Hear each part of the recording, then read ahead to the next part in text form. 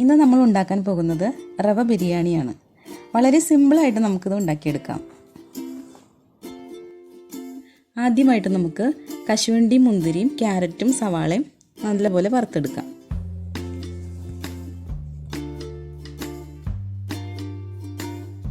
എല്ലാം നമ്മൾ വറുത്ത് കോരി എടുത്തിട്ടുണ്ട്.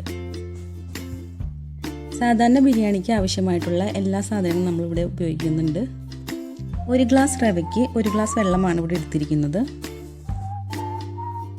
ചൂടായ പാനിലേക്ക് വെളിച്ചെണ്ണയും നെയ്യും ഒഴിച്ചു കൊടുക്കുന്നുണ്ട്. അതിനുശേഷം എടുത്തു വച്ചിട്ടുള്ള മസാലക്കൂട്ടുകൾ ചേർത്തു.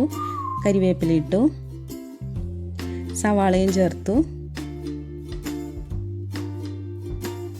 ബീൻസ് ചേർക്കുന്നുണ്ട്, ക്യാരറ്റ് ചെറുതായി അരിഞ്ഞു ചേർത്തിട്ടുണ്ട്, അവസാനം തക്കാളിയും ചേർത്തിട്ടുണ്ട്. അതൊന്ന് വാടിയതിന് ശേഷം എടുത്തു വച്ചിട്ടുള്ള മല്ലിപ്പൊടി, മുളക് പൊടി, മഞ്ഞൾപ്പൊടി, മസാലപ്പൊടി എല്ലാം ചേർത്ത് കൊടുത്തിട്ടുണ്ട്. ചിക്കൻ ക്യൂബ്സും ഇതിൻ്റെ കൂടെ ചേർത്ത് കൊടുത്തിട്ടുണ്ട്. എടുത്തു വച്ചിരിക്കുന്ന 1 ഗ്ലാസ് വെള്ളം ഇതിലേക്ക് ചേർത്ത് കൊടുക്കുക. തിളച്ച് വന്ന് തുടങ്ങുമ്പോൾ മല്ലിയിലയും പുതിനയിലയും ചേർത്ത് കൊടുത്തു. നന്നായി തിളച്ചതിന് ശേഷം എടുത്തു വച്ച 1 ഗ്ലാസ് റവ ചേർത്ത് കൊടുക്കുക. എന്നിട്ട് നന്നായി ഇളക്കി കൊടുക്കുക.